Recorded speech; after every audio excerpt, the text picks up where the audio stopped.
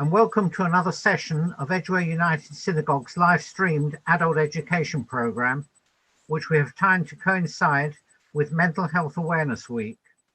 It started yesterday, and its theme is kindness, which could not be more appropriate for us as a constituent of the United Synagogue, which is a whole department devoted to Chesed, representing the caring side of the organisation.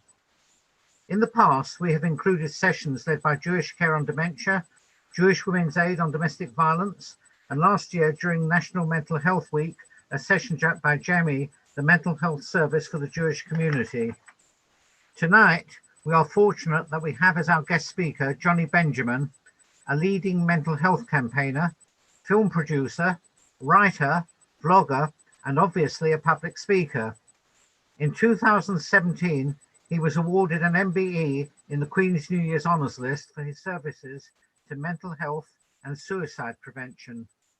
If you go to his website, you will be impressed by his output in terms of his articles, TV and radio interviews, his documentaries, and his mental health programme for schools, ThinkWell. His new mental health charity, Beyond Shame, Beyond Stigma, has now gone live. And if you look on YouTube, you will find at least 171 Jonny Benjamin videos. I must admit, I haven't managed to watch them all. I would particularly like to draw your attention to his book, The Stranger on the Bridge, My Journey from Despair to Hope, which is the title of his talk tonight. It is available in paperback, audio, and ebook. He will speak openly and frankly about his personal struggles and how from the depths of depression, he is now on an upward trajectory and in a position to inspire others. After his presentation, his father Michael will discuss what effect mental health issues can have on the family, and then you will have an opportunity to ask questions. Just one observation before I'm muted. At one time, discussion on mental health issues and suicide were taboo subjects. Fortunately, we now live in a world where people realize that stigmatizing topics makes it more difficult to have an open discussion and can have unfortunate consequences. Until recently, I would have said that people were more than willing to discuss their physical illnesses, but not everyone took the same approach to mental illness. Unlike physical illnesses, you can't put on a plaster or a bandage if you suffer from depression or are bipolar. I would like to think that things are now improving, and there's currently open and candid discussion by Public Health England, which has developed explicit guidance on mental health in the current crisis, which appears to be affecting young people more than the older population. By the time we wind up tonight, I hope that you will consider that mental issues which can affect people of any background, gender, race or age are just another part of normal everyday life. Okay, so thank you very much and good evening. I hope everyone can hear and see me. This is yeah, quite strange, but yeah, no, thank you everyone for tuning in. I just noticed that my aunt and uncle from Manchester have tuned in, so big love to Manchester. Yeah, see, I mean, there are great things about technology. That's the thing. I mean, this has obviously been a difficult time for a lot of people, but technology has obviously brought us closer together. So yeah, some positive things to come out of it. So as you heard, I'm going to be sharing my own personal journey through mental illness tonight, and then hand over to my dad, who will talk about what happened from his perspective. But I'm actually going to share my screen with you because I want to take you through some slides to kind of illustrate the journey that I've been on. So I'm going to, fingers crossed this works, I'm going to share my screen now. Yeah, I hope everyone can see that. Can someone give me a thumbs up to say that? No one's giving me a thumbs up. Is that? Oh, yeah. Okay, thumbs up. Okay, so you can see the screen. Fantastic. Great. Yeah, lots of thumbs up. I can see. Excellent. So yeah. So as you heard, I'm gonna share my story. My dad's gonna share his side of the story, and then at the end, obviously, we'll take some questions. Any thoughts? Any questions you have in the chat box? If you're on Zoom, the chat box, or if you're on Facebook, there's a chat box there, or on YouTube, again, there's a chat box there that you can ask questions in, and we'll take them at the very end. But just to say as well before I start that you know, myself and my dad, we do talk very frankly about this topic, and you know, if anyone finds it too triggering or too unsettling, then please don't feel like you have to stay. You know, please do take some time away from your computer and maybe come back at the end, or maybe don't come back if you're not up to it. But just don't want anyone to have to kind of struggle while we're talking and sharing our experiences. So just want to put that out there. But essentially, I am going to start by taking you back to the very beginning of my journey. And my journey starts here. So I was born on the 31st of January, 1987, in Watford General. And I grew up nearby in Stanmore. Sorry, Dad. It's the only picture I could find. You topless. So yeah, sorry about that. But anyway, yeah. So to be honest, I had a very kind of, I don't know, typical kind of Northwest London sort of childhood, really. Yeah, and everything seemed okay at first. I had a happy childhood. Actually, I had a really happy childhood.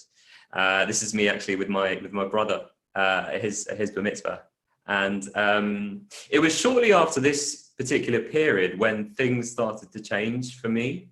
So yeah, after this period, I began to suffer from anxiety. I wouldn't sleep properly. I was actually seeing things that weren't there, and I was hearing things that weren't there, but I couldn't really communicate, I think, what was going on. But yeah, they took me to the doctors a few times, and eventually I was referred on to a child psychologist. And this is actually the letter that was sent to the psychologist that I ended up seeing. So yeah, saw this psychologist for a while, but I didn't understand what was going on. And mental health, you know, this was what 30 years ago. Mental health just wasn't talked about like it is today. So yeah, we didn't talk about it. We just didn't talk about it. But I saw the psychologist for a while, and things kind of seemed to sort themselves out. And meanwhile, I started school. I went to primary school. I ended up in secondary school, and I'm sure many of you might recognize this blazer and the tie. So for those that don't know, it's JFS. Went to JFS, which is one of the biggest Jewish schools in well, I think in the UK. So I ended up in JFS, and I was always very academic. I was always really academic, really hardworking, but I always felt really different to everyone else growing up. I just kind of yeah, I kind of struggled to find my place a bit amongst my peers. But yeah, as I said, academically I was doing fine, and yeah, I had a good kind of trajectory. This is me at my bar mitzvah. Another not very flattering photo, Dad. Sorry about that. So yeah, as I said, everything seemed okay, and that whole thing with the psychologist when I was, you know, 5 years old seemed quite a distant memory. But my mental health issues actually really came to the fore kind of soon after my bar mitzvah, I'd say. So I started getting these really low moods, and I just didn't understand what was happening. I just felt incredibly low when I woke up and throughout the day, and I was tearful at times, and there just didn't seem to be a reason. I just felt really low. But yeah, I didn't have the language. I couldn't really communicate what was going on. I just said to myself, I just need to kind of, well, man up and just you know, try and just get on with this. But things got harder, particularly in my mid-teens. So this is me when I was 17. And yeah, things got really tough at this point. So I began to hear what I thought was the voice of the devil. And this voice started telling me to do things. So I'd have to do things like I'd have to touch things. Usually in threes, I'd have to touch things in threes, or I would have to say 3 words in a particular order. I'd be told different things throughout the day that I'd have to do. And the voice would say to me, if you don't do this, then I'm going to punish you, or, I'm going to punish someone that you love. Again, I just didn't understand what was going on. I just thought, oh, I must kind of be a bad person, to have this voice telling me to do these things. I was embarrassed. I was really embarrassed. I didn't have the language to be able to communicate what was going on. And, when I was at school, when I was at JFS, we didn't talk about mental health. So I just had no concept of it. The only thing that I got when I was at JFS, and things are very, very different now, by the way, but when I was at JFS, the only thing that I got, they showed us the film One Flew Over the Cuckoo's Nest. When I was around 17, and that film is not exactly the most inspiring film really about mental health, but that's all we got. And that film actually put me off talking, because I thought I was going to end up in a place, like an asylum, like in the film One Flew Over the Cuckoo's Nest. So I said, I'm not saying anything. And again, on the outside, I was doing really well in my GCSEs, my A-levels. Everything looked so good on the outside. I didn't want to show people what was going on internally. So I tried to keep it to myself. But when I was 17, actually, when I was this age, I first went to my doctor. I didn't tell my parents. Again, I just couldn't face it. So I went to my doctor, and my doctor, I have to say, my doctor was really good. He took it really seriously, and he referred me on to what we call CAMS. And CAMS is otherwise known as the Child and Adolescent Mental Health Service. It's the mental health service in this country for young people under the age of 18. So I went to see a psychiatrist there. Unfortunately, after I had my assessment, this was my assessment, unfortunately, there was a long waiting list, and I waited months and months and months, and I gave up waiting. I just said to myself, well, I can't be that bad. I just have to try and get on with this. And I came up with a plan. My plan was I was gonna leave JFS. I was gonna go off to university, and I thought that would solve everything by going off to university, having a fresh start. I was gonna kind of leave the old me behind. It was all gonna change. That's what I told myself when I went to university. And I ended up in Manchester. I think you can see on the screen, these are all my housemates from university. And I had some amazing times at university. I had some amazing Friday night dinners, courtesy of my auntie and uncle who are on the call. Amazing Friday night dinners. But I think underneath it all, I hadn't run away from everything, but again, I was embarrassed, and I was time of their lives at university. Everyone just always seemed to be going out and having fun and meeting new people, and I just said to myself, I've just got to somehow just push through, just got to push through. Which became increasingly difficult, I think, through over the years. So this was me in my second year, I think. I seek again in secret. I was going to my student doctor, and I was saying, look, I just don't feel right. It's not right. And my student doctor put me on tried me on different antidepressants, but just nothing seems to be working, and I wasn't prepared to keep going back and keep asking for help, because it took me so much to go and ask for help in the first place. I just somehow kept saying to myself, this is all going to pass, this is just all going to pass. but it didn't. Unfortunately, I had a breakdown in my third year of university, and I became psychotic, which was incredibly frightening.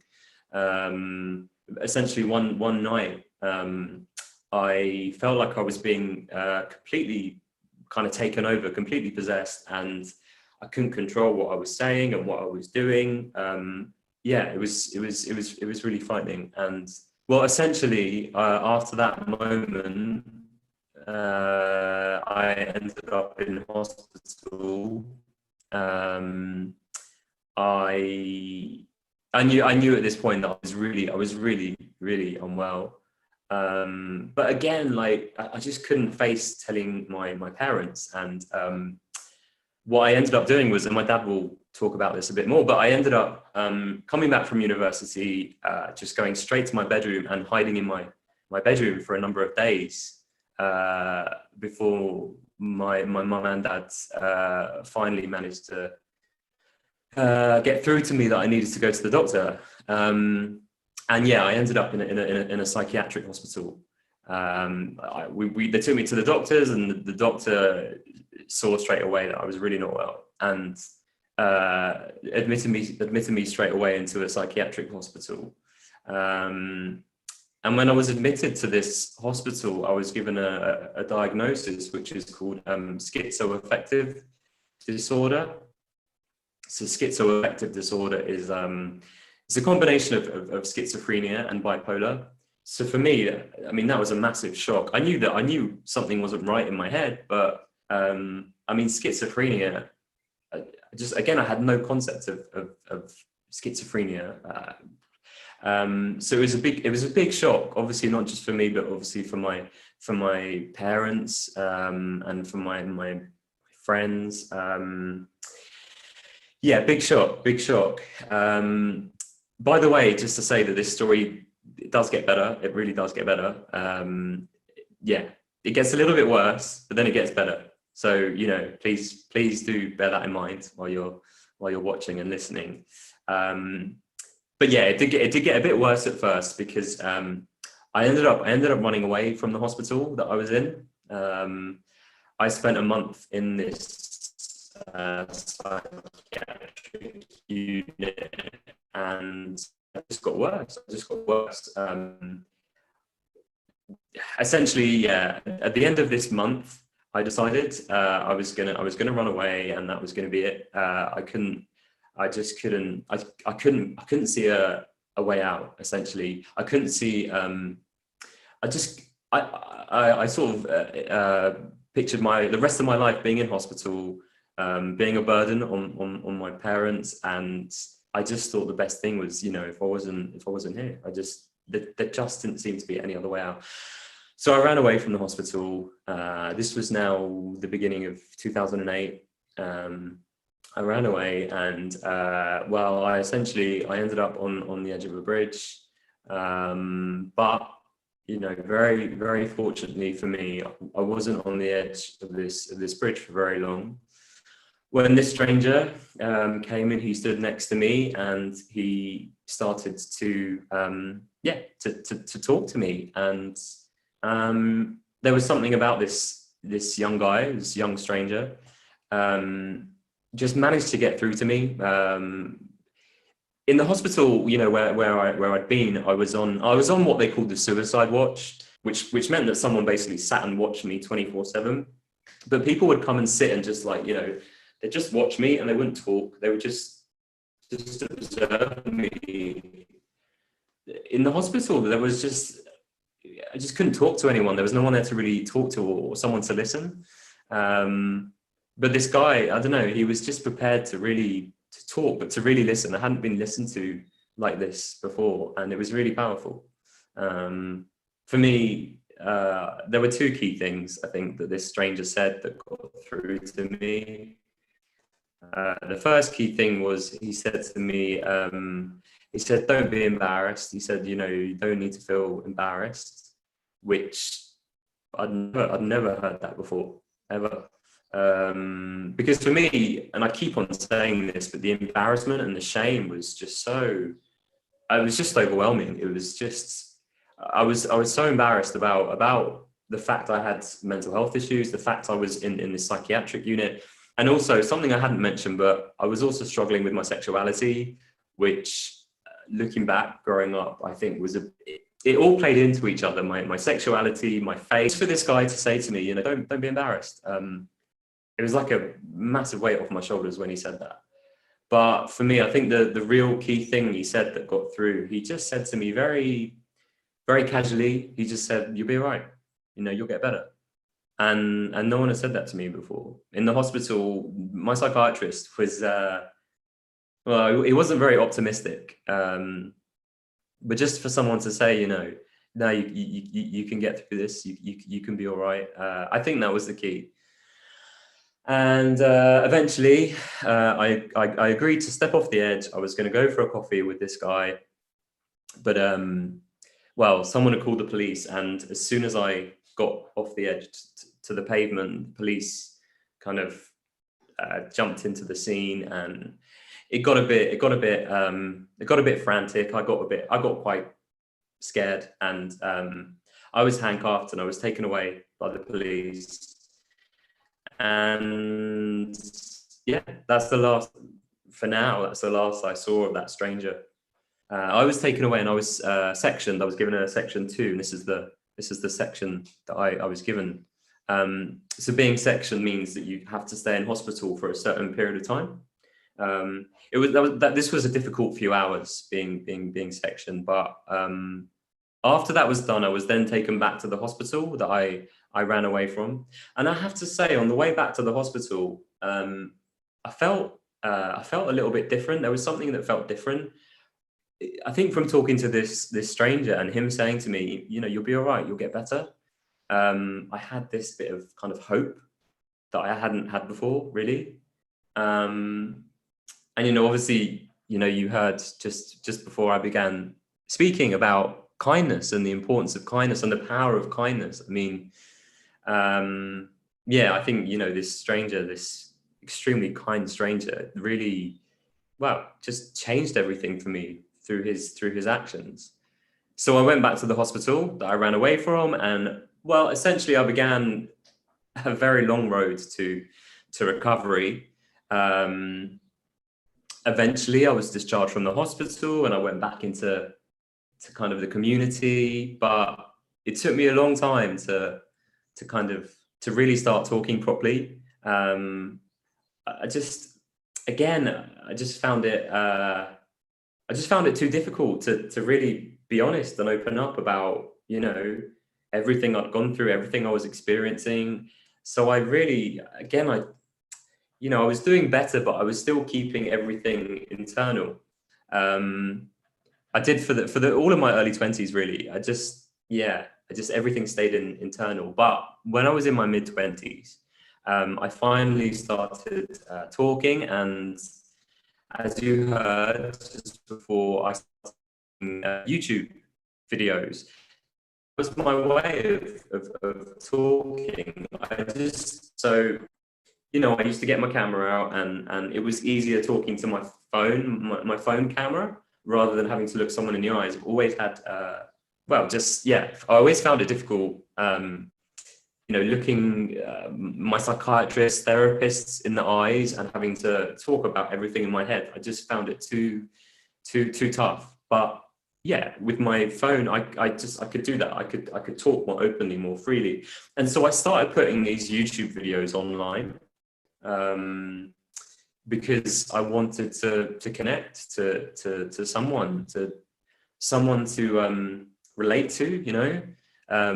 So this was just under a decade ago, and again, people still weren't talking about mental health like there were today, and I knew no one with a mental health issue back then. So I was just desperate to find someone to connect to, and it was amazing. People started messaging me from all over the world saying, I've heard a voice in my head, or, you know, I've experienced, some form of schizophrenia as well. I've been depressed, I've been suicidal. It was amazing to read these. Definitely wasn't alone in everything that I'd been through. And this is what helped me to talk. And this is what helped me to be open. with family eventually, and with my friends, and it was such a relief to not have to hide things anymore. After such a long time of hiding everything, it was so liberating to finally just talk and be free. And I finally started to feel like a human being again. I hadn't felt like a human being since my diagnosis.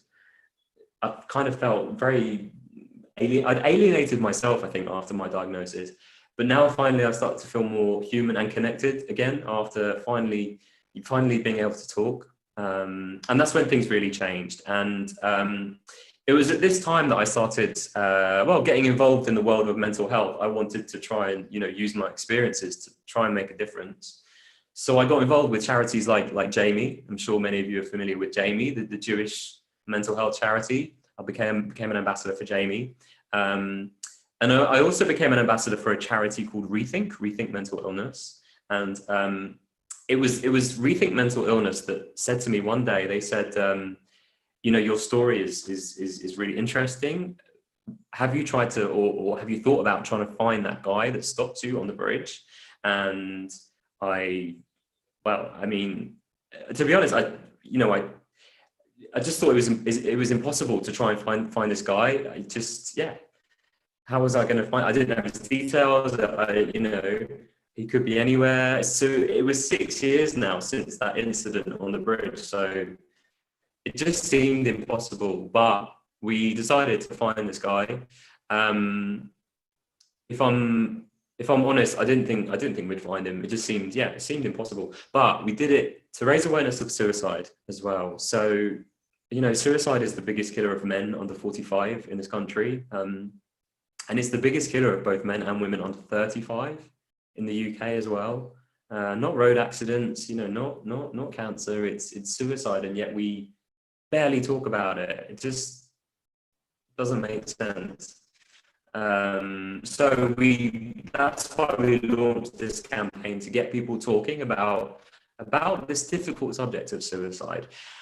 And we launched this campaign 6 years to the very day that we met on the bridge. And I went on Breakfast TV and I launched this campaign, and I got his name wrong.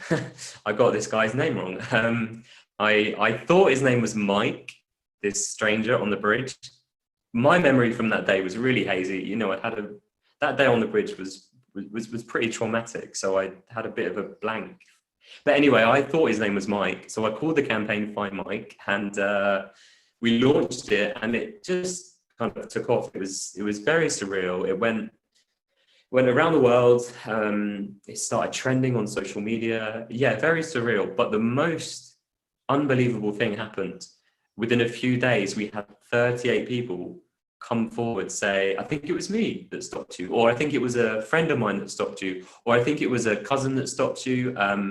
So yeah, we had 38 leads after just a few days. It was, but the thing with this is that all these people were genuine. We obviously spoke to all these individuals, and they were all genuine. They had stopped someone on a bridge.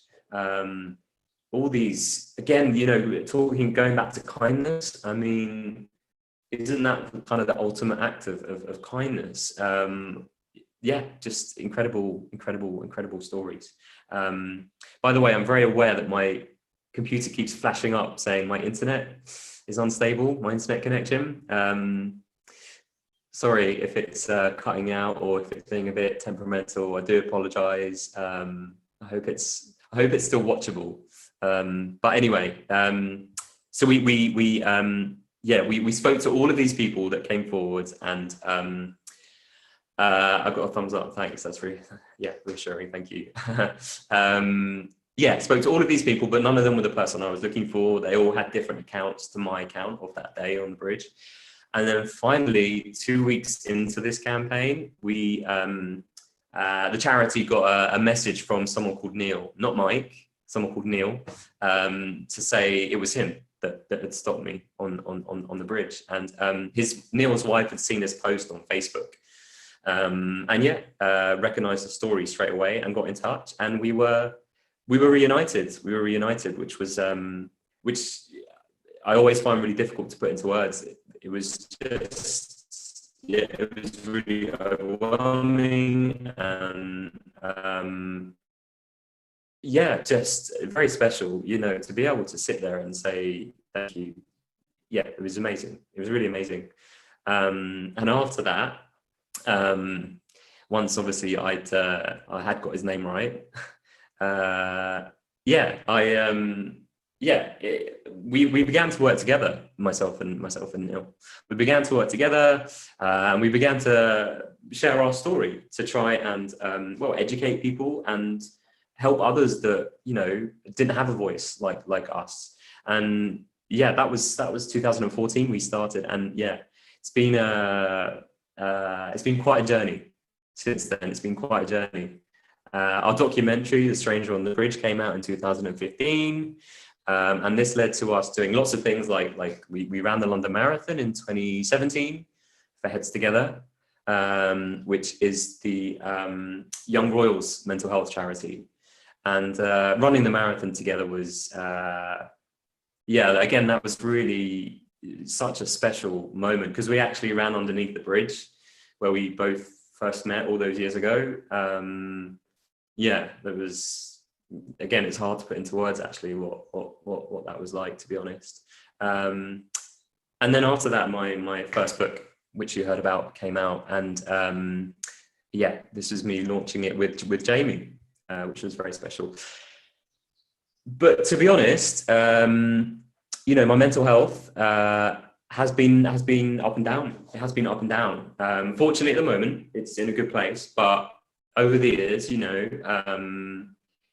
there's no cure. There's no cure for you know, particularly the mental health condition I have, and it's something that, you know, I've been trying for a long time to learn how to manage. And I think finally I am trying to really manage that. So for me now, I you know, I do different things to try and manage my mental health. So I take medication. I know medication isn't for everyone. I take medication. I have therapy. I use different tools, particularly mindfulness. I use, and if you look at your screen where I'm speaking, you can see this. This is what I call my mindfulness jar. Can everyone see that? Can everyone see my jar? Yeah, you can. Okay, fine. So this is my mindfulness jar, and yeah, okay. This is what mindfulness. This is how mindfulness works for me. So, you know, the glitter in this jar is kind of represents my thoughts and feelings, or our thoughts and feelings. It can be really cluttered and full and overwhelming at times.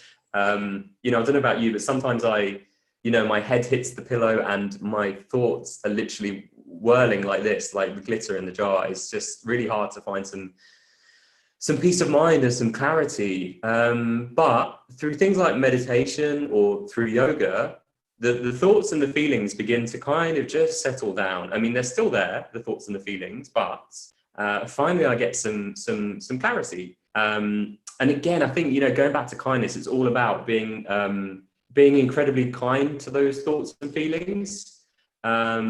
You know, the thoughts and feelings, you know, as much as I want to get rid of some of my thoughts and feelings, I can't get rid of them.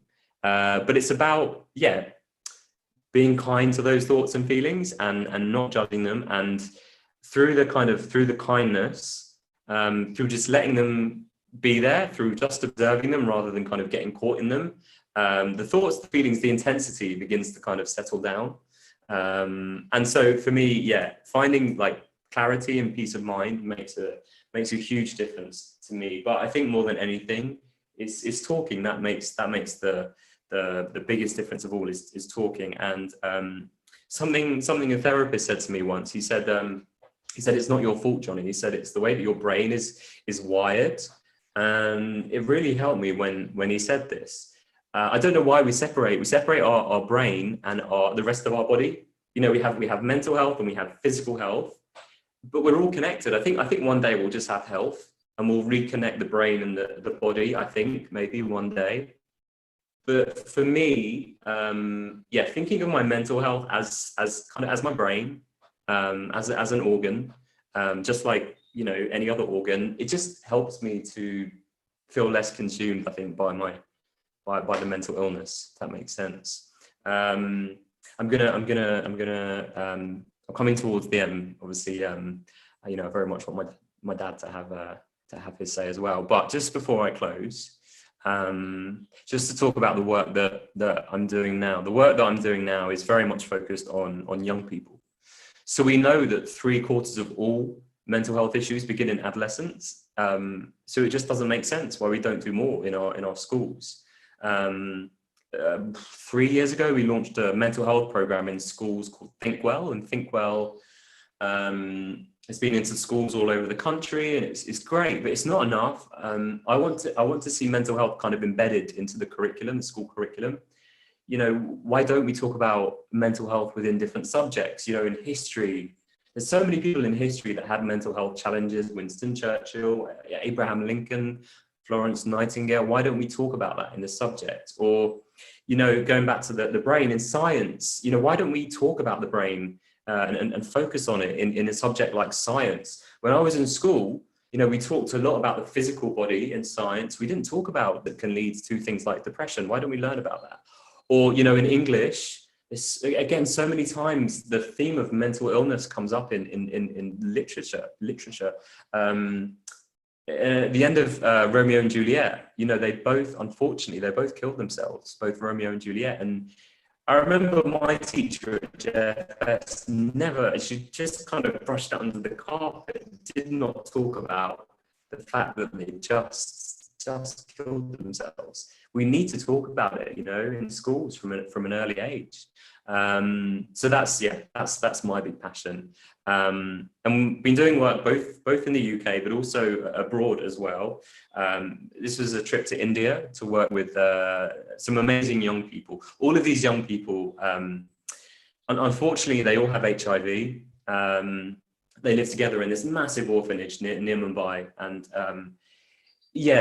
unfortunately, they have HIV, but they've also, a lot of them have had a lot of trauma, but no one wanted to talk about their trauma.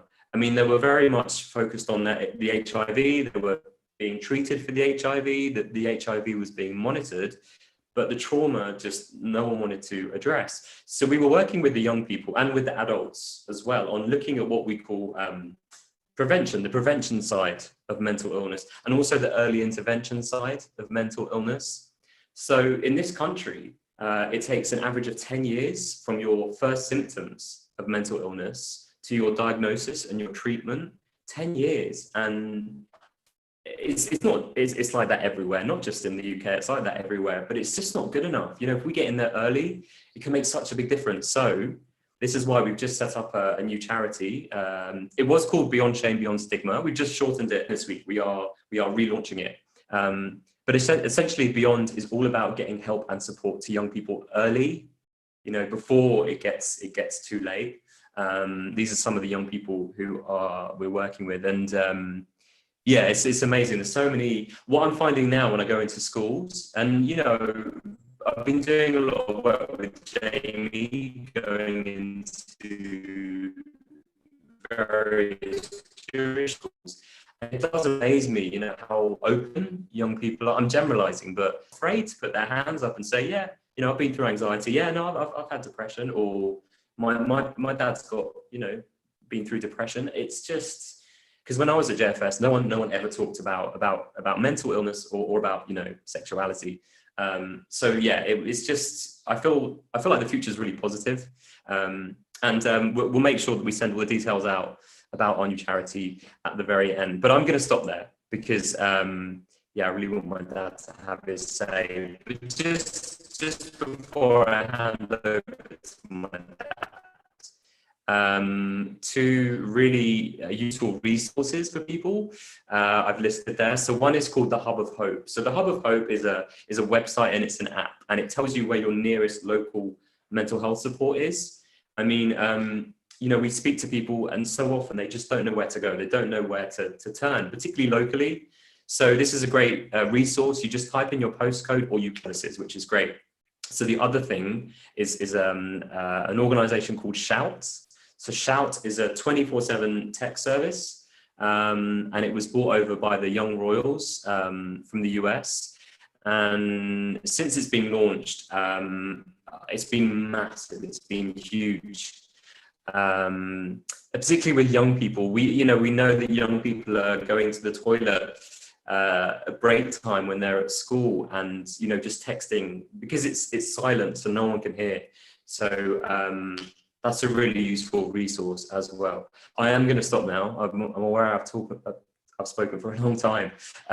So if you're still there, then I'm going to hand over to my dad. And actually, just to say before I do hand over, that if it wasn't for my dad's here, my auntie and uncle here, some of my friends are on the line as well. Hi friends.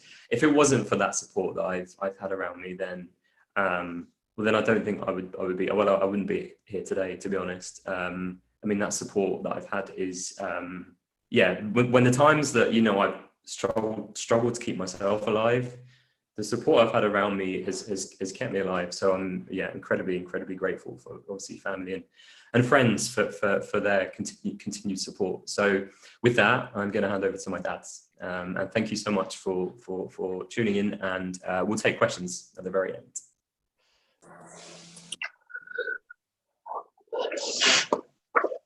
Hi. Good evening. Hello. Can you hear me? Yes, we can. Are you okay? Yeah. Okay. Two things before I start. One is need to say hello to my sister and brother-in-law in Manchester. And the other thing, I'm not sure where Jonny dug out that photograph of me being topless, but I can assure everybody, don't worry, I'm not going to take my shirt off tonight. Okay, I'm going to go back over Jonny's story to JFS days. We didn't have any problems at all with Jonny. There was no time when he didn't want to go to school. He always did his homework. And whenever we went to the open evenings, we always had glowing reports. There was never any problems. So he hid everything from us. He then went to Manchester University, and the only time that we really did become concerned was just before he came back from the winter break. We were there. Jonny was studying drama, and he then looked like he lost a lot of weight and had this cough and didn't look well at all. But because of he was studying drama, and the play he was in was a really heavy play, we took it down to the fact that he worked hard, played hard, and by the time he got home, everything would be okay. But of course, it wasn't. He came home, and as Jonny said, he literally locked himself in his bedroom for 2 or 3 days and wouldn't come out. When I go back to 12 years ago now, no one knew anything at all about mental health. No one ever talked about it. We certainly didn't know anything about it. We knew he needed to see a doctor, but it was just as bad trying to make an appointment 12 years ago than it is today. We have a doctor just up the road from us. We managed to see her, and literally, I would say probably within 10, 15 minutes, she said, he's very ill. You need to take him into hospital, into a psychiatric hospital in Harrow, which is not far from obviously Stanmore. I'm sure a lot of people have been up to Harrow, have been through Harrow, and I'm sure, like us, she didn't even know there was a psychiatric hospital there, but there was. We took him in, and basically we were just told, oh, they're taking everything away from him. Your son is suicidal, and that's it. And these are the visiting hours, and we were left completely alone. No one explained anything to us, and we sat in the car afterwards, not knowing what to do. And it's very difficult because obviously mental illness is something that affects the whole family, not just the person that's suffering, because obviously you have to become a carer as well and understand and try to understand. But there was no websites that we could look at or anything like that. The only thing was we managed to start speaking to a few people, and we all have lots of acquaintances, but we have maybe close friends you can count on your hand that you can speak to and be open with. And we phoned people and said, Johnny's in hospital. And of course, the first thing that was said was, why has he had an accident? Or has he broken his leg? And when we tried to explain, we didn't know how to explain. Johnny has an older brother, a brother that's older than him. We tried to explain to him as well. And again, he, like us, he couldn't understand either. The hospital were actually no help for us apart from Johnny as well. As he said, he was taken to a suicidal ward. And you can imagine how that affects the parents or anybody else by saying your son is suicidal. What happened was the psychiatrist there, again, unfortunately didn't really help us at all. And I called him a clipboard psychiatrist, because basically when you went in, there was a desk there, a clipboard with the questions being asked. And what we couldn't understand was why he kept on looking up behind him. And when we turned round and looked up, there was a clock there. And it was like, okay, your time is up now. And basically, we went to the hospital, visited him, we did have lunch and whatever, and just didn't know what to say. I then received, I was actually in London for a meeting. I received a telephone call to say he's run away. He's okay, but he's been taken to St. Thomas's Hospital. He was found on a bridge. And that was it, again, from our point of view. And I was with somebody, and he always says to me now, he can still remember me taking the phone call. He said, your face completely dropped. And he said, I thought you were going to have a heart attack. So I rushed to St. Thomas's Hospital. And again, he was left completely alone in a room. And again, all we were told was, there's sandwiches in the fridge if you want to help yourself to sandwiches. And it was January. He had just a T-shirt on and nothing else, and lots of scratches. And I tried to get from him what had happened, and he just said, "Oh, someone talked to me and took me off a bridge." And basically, that was it. He went back into hospital, and gradually, he came home for an odd day, and then an evening, and then gradually came home.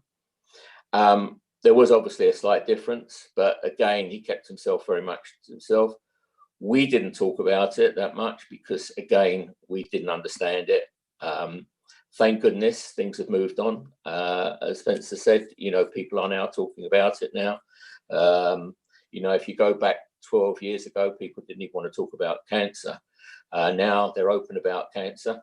And now people are now talking about mental health. I mean, if you go back probably 3 years even, probably we wouldn't have all been here talking about it. That's how far it's moved on. And I have to say, I think, the Jewish religion should be proud, because the Shaws are all doing something now and helping people and realizing it's not religion, it's everybody that suffers.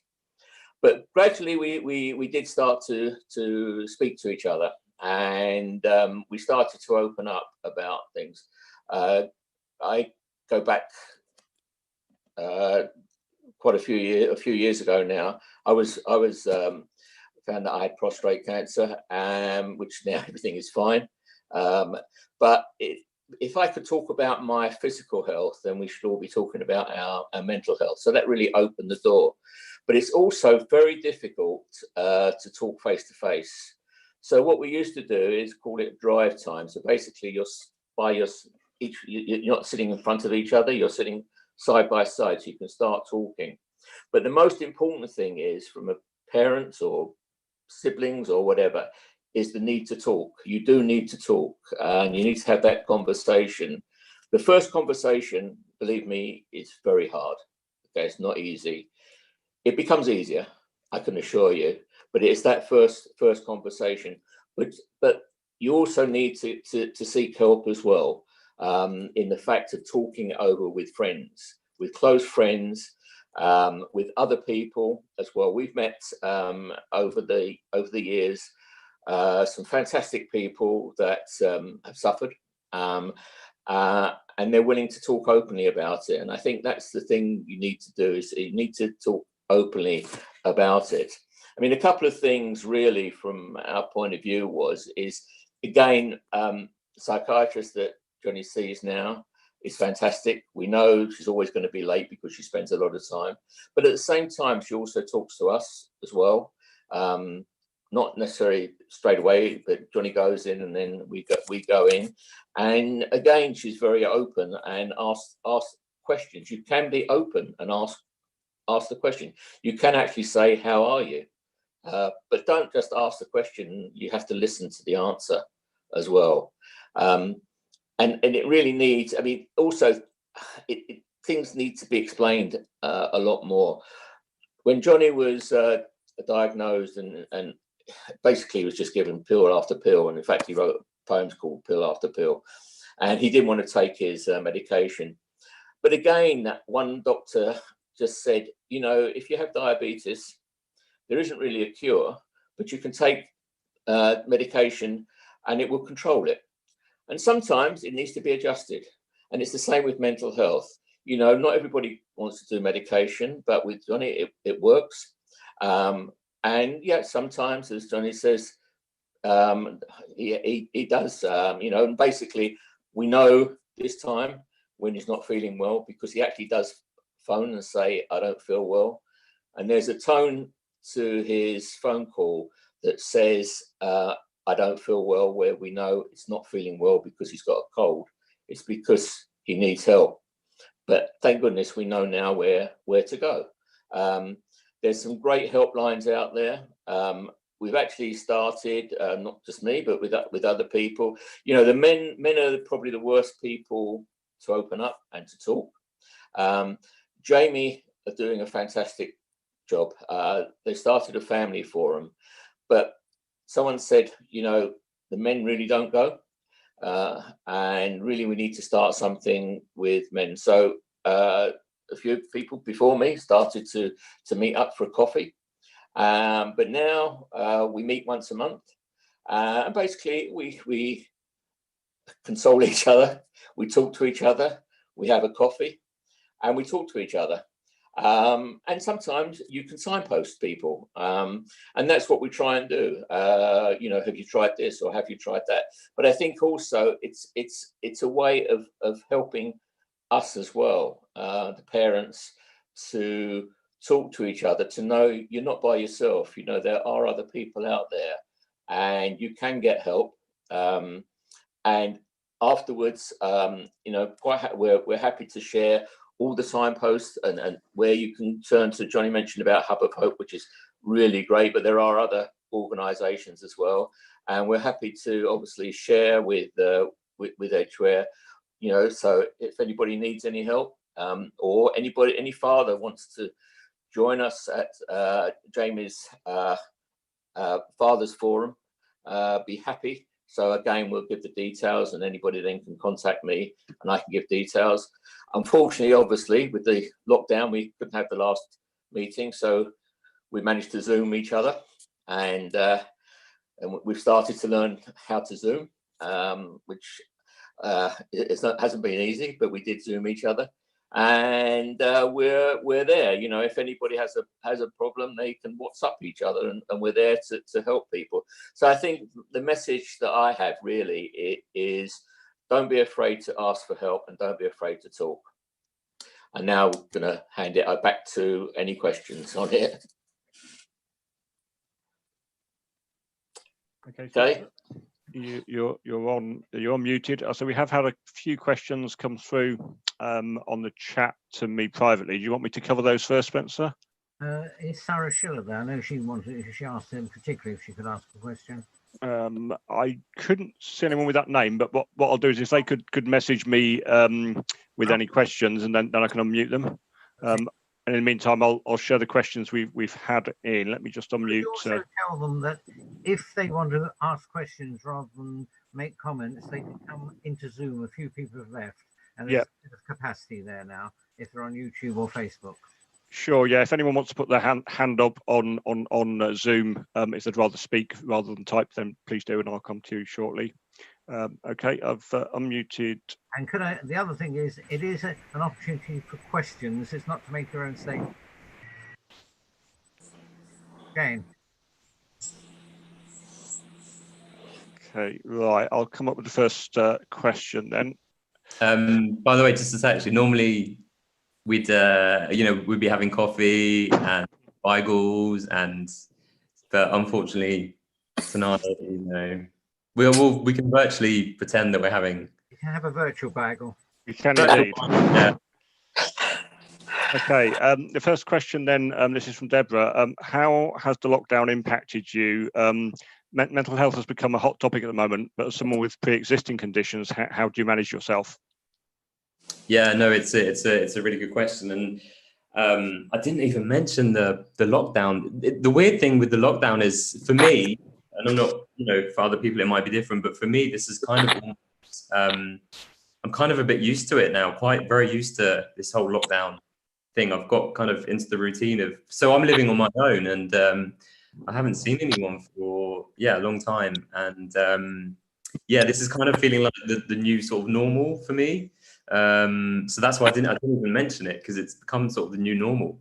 But I think actually I'm really lucky because, well, lucky, I don't know if that's the right word, but because obviously I've been through this whole journey and I've learned ways to manage my mental health. I feel that the lockdown hasn't impacted me too badly, because I had those tools like the meditation in place, or yoga in place. So yeah, I felt that I adapted quite well, luckily for me, to the lockdown. And actually, I've spoken to quite a few people who have long-term mental health issues who say that they're doing okay because they've had those tools put in place through therapy, through learning about other things over the years. So they're dealing with it okay. But something that's just for me is really important is that, what's that? Yeah. Okay. So something for me is having a routine during the lockdown. So I am working from home, and it's very tempting to just literally work from the moment that you wake up to the moment that you go to bed, because you're at home. And normally I'm rushing around everywhere, going to meetings, getting the tube here, there, and everywhere. But now I'm completely here, attached to my computer, and sometimes I forget to shut the screen down. So having a strict routine, I think, is really important, and not too much screen time. There was one day last week when it was constant Zoom meetings, and by the end I was so exhausted, because you have to concentrate a bit harder, I think, when you're on Zoom. Particularly if you're in a Zoom meeting, it's not like a normal meeting where you can maybe read other people's body language and who's going to talk next. If you're in a Zoom meeting when everyone's trying to talk at the same time, it takes so much concentration and so much effort. So I think, it's really important to switch off, and actually, at 5:30, at 6 o'clock, whatever it is, switch off. That's something that I've learned over the last few weeks, about switching off and stepping away from technology. Okay, thank you. A related question: how has your mental health affected your relationship with others? My mental health has had a big impact on my relationship with other people. I kind of, by the way, just to say, actually, I can hear, I don't know if people can hear. Is everyone muted? Because I keep hearing. I've just I've muted the other two lines, so that should now just be. Excellent. Over the years, I have I have lost friends, because particularly during periods of poor mental health, I tend to isolate myself away. And I had one group of friends who even though I was going through a bad period, they didn't understand why I couldn't leave the house, and why I wouldn't see them. And I said to them, if I had a broken leg, you'd surely understand that I couldn't leave the house, and having a mental health issue is no different. But they didn't seem to get that. So I have, it's affected my relationships for sure over the years, both in terms of friendships, but also kind of more serious relationships. It's definitely had an impact. But I definitely think that things like therapy has helped with that, for sure. Yeah, and as I said, and doing the daily kind of meditation and mindfulness. Otherwise I'm so consumed with what's going on in here. But when I know that if I'm practicing the mindfulness every day, I'm not so up here, and I'm just more present with people when I'm with people, rather than just, sometimes I can be with people, but I'm up here the whole time. So doing the daily mindfulness, the daily breathing, the daily yoga definitely helps me to connect more with not just myself, but people around me. If that makes sense. Yeah, thank you. That's yes, absolutely. So another question. You mentioned the phrase "I just had to man up." Do you think that saying has the same connotations today as it did then?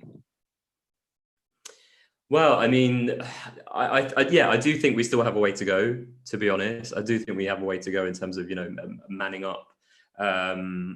So when I was a kid, Dad used to take me to football, and actually, I don't know if you can see behind Dad is a Crystal Palace, a little Crystal Palace symbol T-shirt thing. So he used to take me. He's a lifelong Crystal Palace fan. So he used to take me to Selhurst Park, and it was weird. That's when I realized about being a man, when I went to these football matches. In these football matches, I saw grown men cry, and they'd show so much emotion. But then as soon as we left the football grounds, the mask would come up. All these men that'd be so open with their emotion in the terraces. But then when we got the train, from Selhurst Park, we got the train, and all the men had just changed. And I learned from an early age about, okay, there's only certain places that men can really show emotion and cry and be open. And unfortunately, we've moved forwards, but not enough. And I know lots of men still feel that way, that there's only certain places that they can really show emotion, and that otherwise it's weak to show vulnerability, generally. I mean, the rate of suicide in men has not changed for 30 years in this country. So that just goes to show you that we still got a way to go in terms of the whole, changing that meaning of the term manning up. We've still got a long way to go. We are definitely talking about mental health a lot more, but actually men, and particularly men and suicide, we still got a long way to go. There's still so much we need to do. Dad, did you want to? I'll unmute. So one second, I'll just unmute Michael's line. Okay, Michael. Yeah.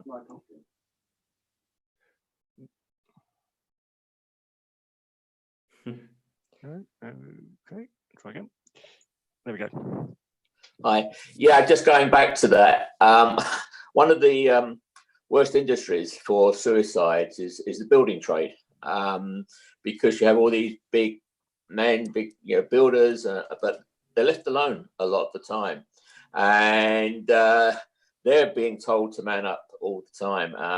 But there was one guy on TV, one of the builders, and he said he had a breakdown. He was standing at the top of a building, and he just so easy for him to jump, but he managed to get down, and he then recognized he needed to see somebody, and he eventually went back to work and told his foreman, and he is on TV talking about it. And basically this foreman every now and again just comes up to him and just says, "Are you okay today?" And he said that makes such a big difference to him. So again, it's that whole thing of the men being able to talk. And as I say, Jamie's Father's Forum, it does help us in opening up as well. But the men, I was telling Spencer earlier, we went to one shore, and it was actually, there was a lot of men there, which is unusual, because normally we get, I would say probably 75% is women and 25% is men. Yeah. But I think now people are now opening up more. I think it does help that there's sportsmen coming out and being quite honest about their mental health and being able to talk about it. You've got the footballers and other people, and I think people have people they look up to, and if they can talk about their mental health, and hopefully other people will be able to talk about it as well. Okay, thank you, Michael. Got a question on YouTube. You've talked about feeling ashamed. How do you manage any feelings of guilt? Yeah, guilt's another tough one for sure. I felt very guilty in the past in terms of putting my family and friends through some difficult times. Again, for me, I think working through those thoughts and feelings, those guilty thoughts, those guilty feelings in therapy has definitely helped me. Mum and dad actually both talk a lot about guilt. I think the feeling of guilt, as Dad said before, it doesn't just affect the individual, it affects everyone. And that feeling of guilt in particular is something that affects so many people when it comes to mental health. It's not like something such as, as I said before, like a broken arm, a broken leg, or diabetes. That there's something about mental illness because of the stigma. There's this guilt because we still really we still don't understand. We still don't have a real proper grasp of mental illness. We can't see it. It's not like we can scan for it and see what's going on. So I think this feeling of guilt often comes alongside mental illness. And as I said, not just for the individual, but for people around. Dad, I don't know if you want to. You've spoken about. I'll just unmute again. Sorry, 1 second. Yeah, as Jonny said, it does affect the whole family. But from a parent's point of view, you feel guilty because obviously, why did I not know? Why did I not see? So yes, you always have that feeling of guilt by not realizing and not knowing. But at the same time, is that you also can't keep on, having that. You always have that feeling, but you have to move on, and you then have to realize that people do hide things, and it's not your fault, basically. And you then open up and talk about it. So yeah, there is a feeling of guilt, but you then have to move on. Okay, yeah. Thank you. So we've got a question. So one of the people on the call is saying that they're in their late 50s in the community and that they've gone through some real issues. They're fortunate to spend some time in the Priory, but it didn't really help. So they're just wondering any advice that you could share. Yeah, well, as Dad knows, I also spent time in the Priory, and it definitely didn't help me either. I'm sure people have had good experiences in the Priory, but unfortunately, me and my dad speak to so many people who've been to the Priory that have not had a good experience. But anyway, it's difficult. So, the inpatient services, there's so much work to do in terms of, in general, in terms of mental health, but particularly the inpatient services, they're just not good enough. And actually, to be honest, it's the third sector organizations that often do the best work. So, for example, like Jamie, I'd recommend this person to have a look at Jamie and look at the different programs they have on. So Jamie now have their Headroom Cafe in Golders Green. And usually they have lots of in-person programs in the cafe, but it's now gone all online. And every day, actually, they're doing something for people affected by mental illness. So it's worth going on to the Jamie Headroom Cafe website or their Facebook page and seeing what they've got on. But for me, definitely the third sector organizations like Jamie, like Mind, like Rethink Mental Illness as well. All of those charities have groups, have forums. And to be honest, not just me, but other people have said that's where they get the best help, is those third sector charities. So, and again, go on to the Hub of Hope, which tells you where your local charities and organizations are.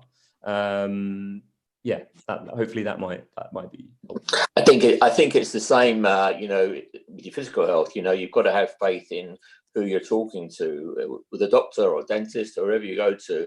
Not every one dentist or one doctor is fine with one person, and the other person says, "Oh, I don't want to go there." you've really got to find the right therapist, and as Jonny said, you know, there are helplines out there.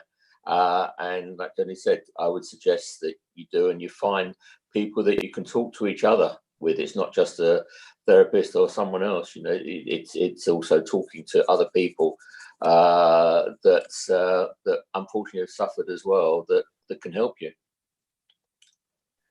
Okay, thank you, Michael. Okay, I can't see any other questions. I'll just unmute Spencer.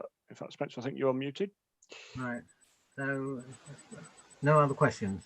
No. There's no others that have come up either on chat, but if anyone, as I said, would rather share the question themselves, if you want to put your virtual hand up on Zoom, then I can certainly unmute you if you'd like to do it that way as well. No. Okay. I mean, one of the things that we're doing as well is trying to get, it's not just the people that are suffering to talk to each other as well. We are, one of our roles we see as well in the charity is to get charities to talk to each other, get schools to talk to each other, get schools to talk to each other, because some are doing certain activities that we can all learn from. I mean, we met with EUS last year, which is the Israeli mental health charity, and they're doing such fantastic work there. They've been going. EUS, Dad. Yeah, sorry, you know, was it? EUS. Yeah. EUS, yeah, not EUS, yeah, EUS. But they're doing so. They've been going a long time now, and they're well established.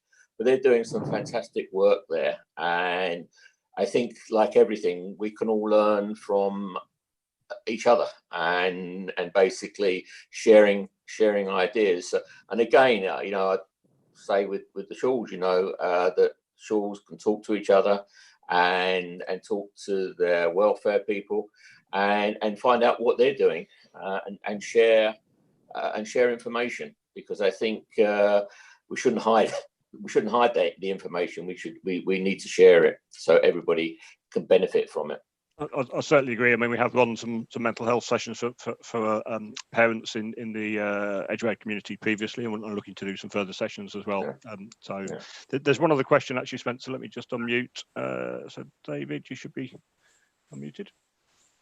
Yeah, I just thought I'd lighten the discussion thus far, and I'd just like to know, Jonny, from your perspective, having met the Duke and Duchess of Cambridge, what it was like to meet them, but also how they've helped you, and obviously other people with mental health issues. Yeah, I'll tell you what. When I was so nervous. I've never been so nervous in my whole life. I mean, I got a random call from Kensington Palace one day, and I thought it was a prank. When they called, I was like, what? You know what? Anyway, they were like, oh, would you like to meet William and Kate? And I was like, yeah. So yeah, I was so nervous. But they're just so, you know, they want to be called William and Kate. They don't want any titles when you meet them, which felt very strange. But yeah, they were just so warm and just so down to earth, and just, yeah, it was amazing, and just so passionate about mental health, and so knowledgeable actually as well.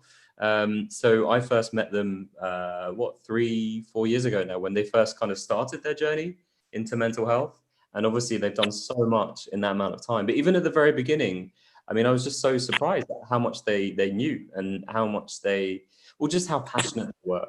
And I just think it's wonderful, really, because no other royal or figurehead has done so much around mental health, and to have them, you know, because as well for them, it's not just a temporary thing. You know, this is kind of, they both said it's a lifelong thing for them, you know, that they want to focus on, which is just fantastic. And no other royal, it's not happened with any other royal. So, and they have a huge influence worldwide, of course, not just in this country. So I just think, yeah, they and they're just so humble as well about it. Whenever I see them, yeah, Prince William in particular is just very, very humble, and says, no, it's not me, it's everyone else. But yeah, I think they've done so much good work. And I believe actually that they've got a documentary coming out next week on mental health and sport. Well, Prince William has got a documentary on mental health and sport. So I think that's on the BBC next week. So it should be good. Thank you. Well, that's a good note on which to end. Very high High Point.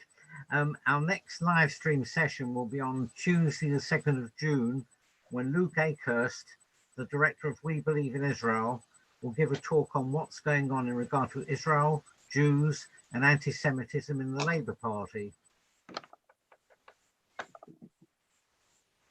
Have you got the poster there? It's up there, yeah.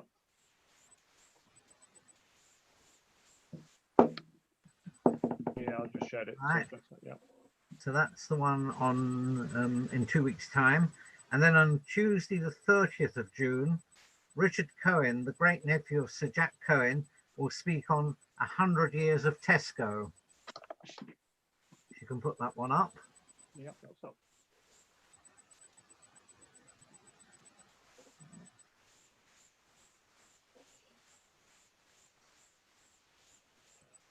Okay, that's being shared at the moment.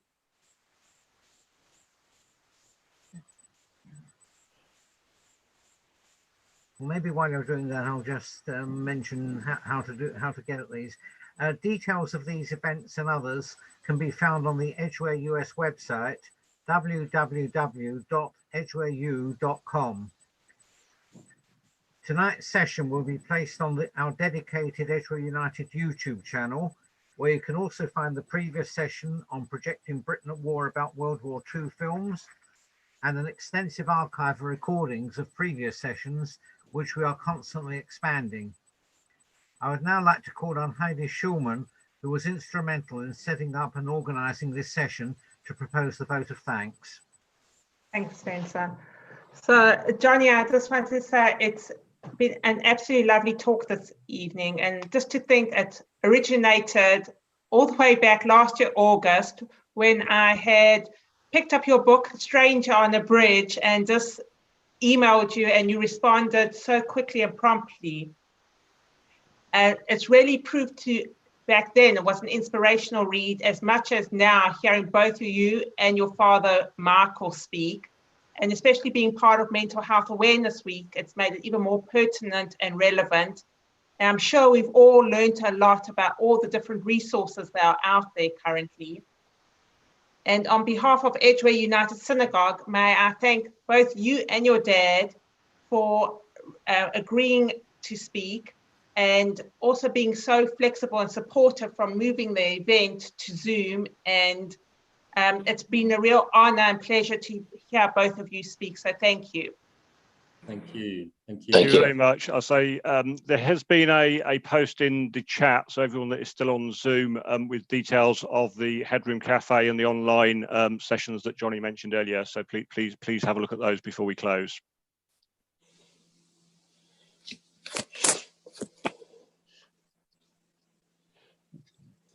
Okay. Spencer, do you want to close? Yes, and I hope to see everyone again in 2 weeks' time. Thank you. Thank you very much, everybody. Thank you, Johnny, and thank you, Michael. Thank you. Pleasure. Okay. Okay, I've unmuted all the lines now, just so you're aware. Thank you. Thank you. Thank you very much. Thank you. Thank you. Very illuminating. Thank